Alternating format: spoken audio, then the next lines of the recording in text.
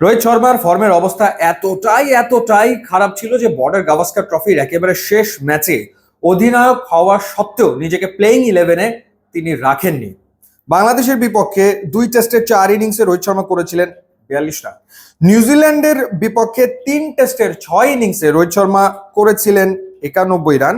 অস্ট্রেলিয়ার বিপক্ষে 3 ম্যাচের 5 ইনিংসে রোহিত শর্মা করেছিলেন 31 রান। চারপাশে রীতিমতো শোরগোল পড়ে গেল এবং আলোচনা শুরু হয়ে গেল যে আসলে রোহিত শর্মার অবসর নিয়ে নেওয়া উচিত কিনা, যদিও গত 1 বছর ধরে বেশিরভাগ সময় টি-20 বা টেস্টেই আসলে রোহিত শর্মা খেলেছেন। 1 বছর আগে তিনি সেঞ্চুরি করেছিলেন, সেটা ইংল্যান্ডের বিপক্ষে একটা টেস্ট ম্যাচে 131 রানের ইনিংস তিনি খেলেছিলেন, সেটা 1 বছর আগের কথা। ওয়ানডে ক্রিকেটে তিনি সবশেষ সেঞ্চুরি করেছেন আফগানিস্তানের বিপক্ষে, সেটা বিশ্বকাপের ম্যাচে।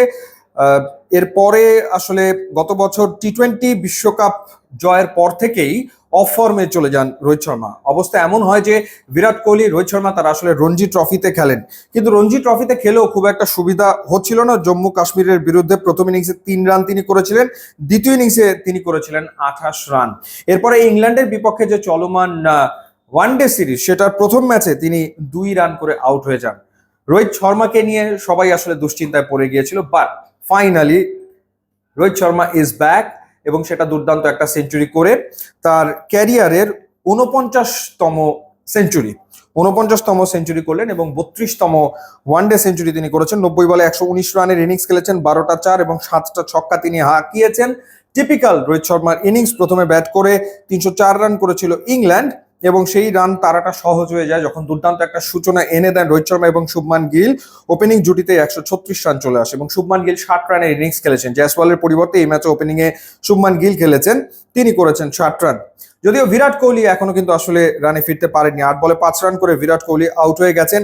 রোহিত শর্মার মতো তিনিও বলা যায় যে বেশ লম্বা সময় ধরেই আসলে রান খরায় রয়েছেন বা রানের খোঁজে রয়েছেন।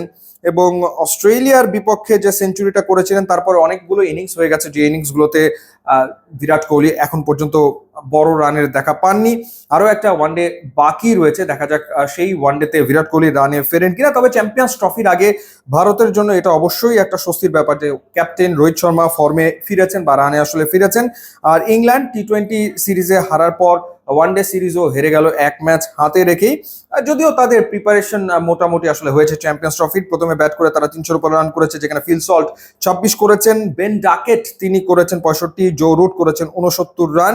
এবং ভালো শুরুর পর যেটা হচ্ছে যে মাঝপথে গিয়ে খেই হারিয়ে ফেলছে ইংল্যান্ড, সেটা দেখা যাচ্ছে টি-20 হোক বা ওয়ানডে একই ঘটনা ঘটছে। সেই ঘটনা থেকে কোনোভাবেই ইংল্যান্ড টিম বের হয়ে আসতে পারছে না।